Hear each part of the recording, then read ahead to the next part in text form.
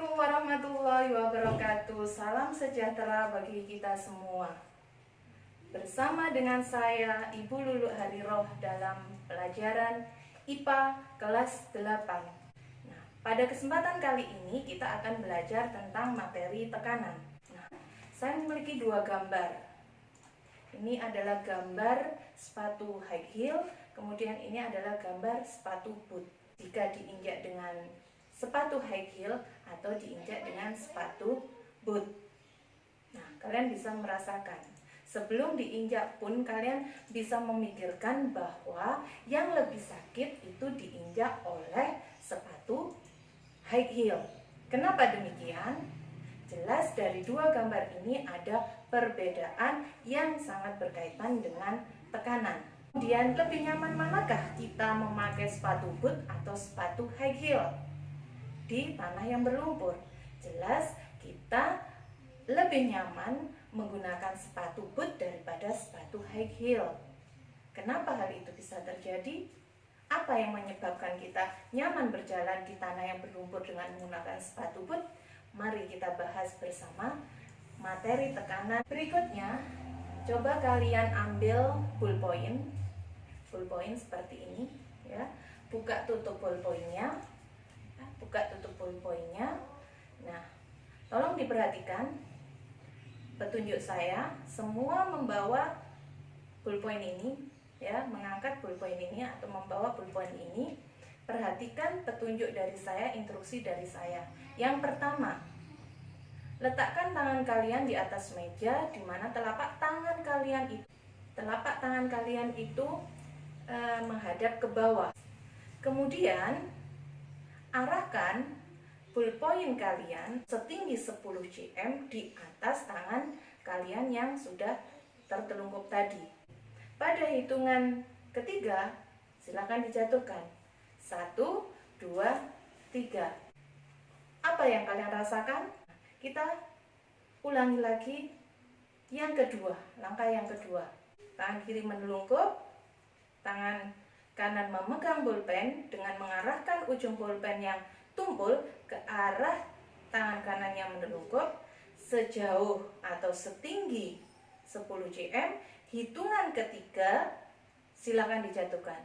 1, 2, 3. Nah, kita sudah melakukan dua kegiatan, ya, sama-sama menjatuhkan ballpoint ini pada telapak tangan kita. Apa yang kalian rasakan tadi? Lebih sakit manakah?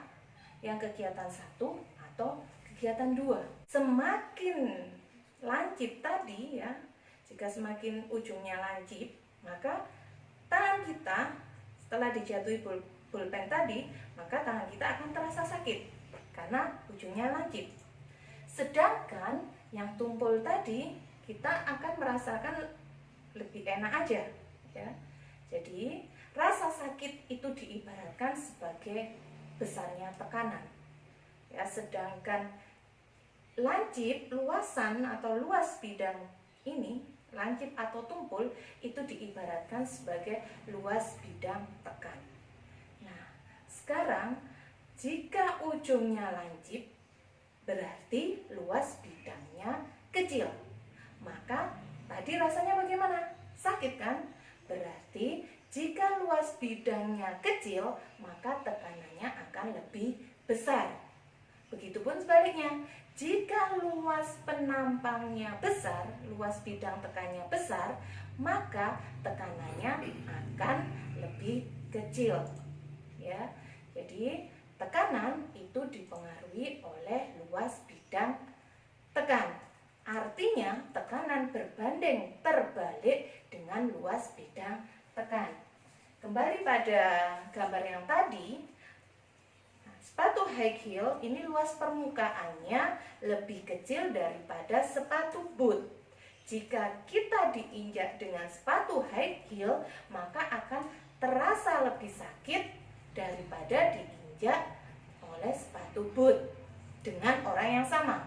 Kenapa? Karena luas bidangnya untuk sepatu high heel lebih kecil, sedangkan luas bidang tekan untuk sepatu boot itu lebih besar.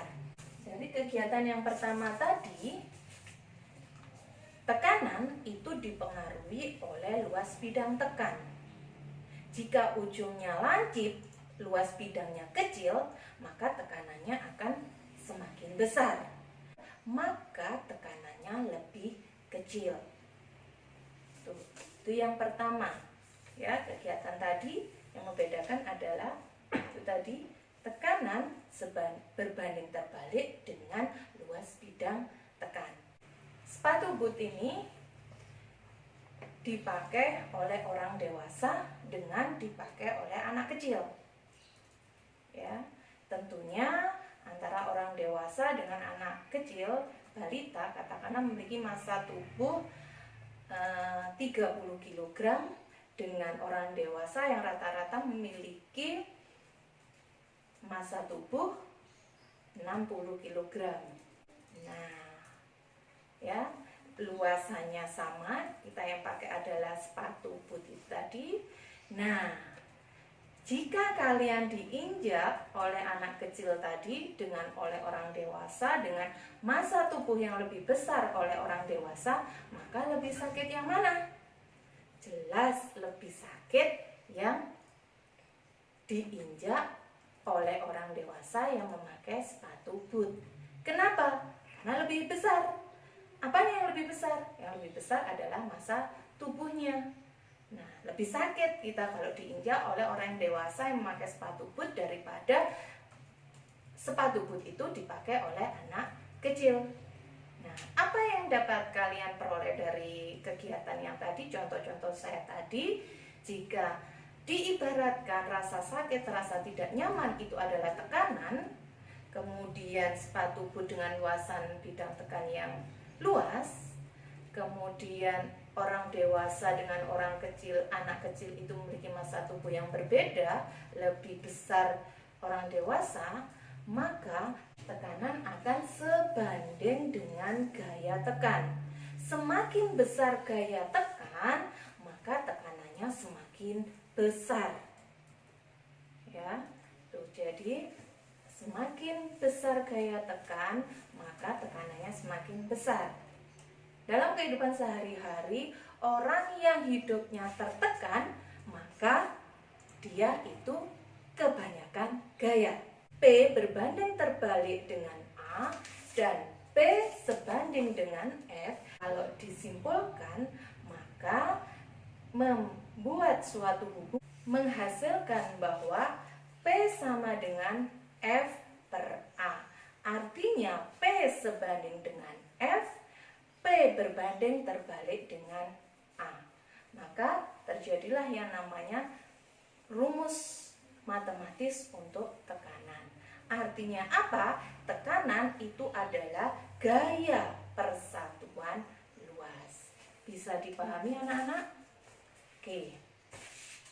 Nah, dari dua kegiatan yang sudah kita lakukan dan menghasilkan bahwa konsep tekanan itu adalah gaya persatuan luas, maka sebelum Ibu akhiri, ada satu pertanyaan buat kalian.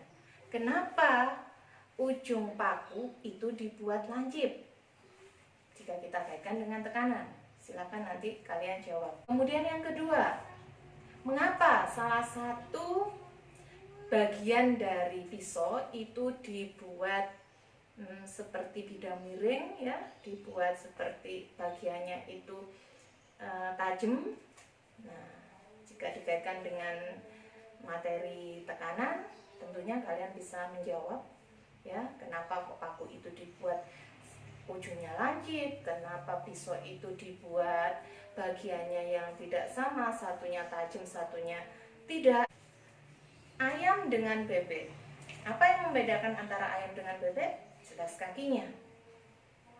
Nah, siapa yang lebih nyaman bergerak di tanah yang berlumpur? Jelas si bebek.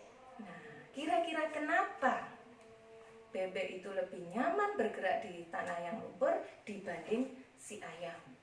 Nah, itu tadi pembelajaran pada hari ini. Tentunya itu berkaitan dengan materi tekanan dan aplikasi dari materi tekanan. Kurang lebihnya dulu mohon maaf, saya akhiri. Wassalamualaikum warahmatullahi wabarakatuh.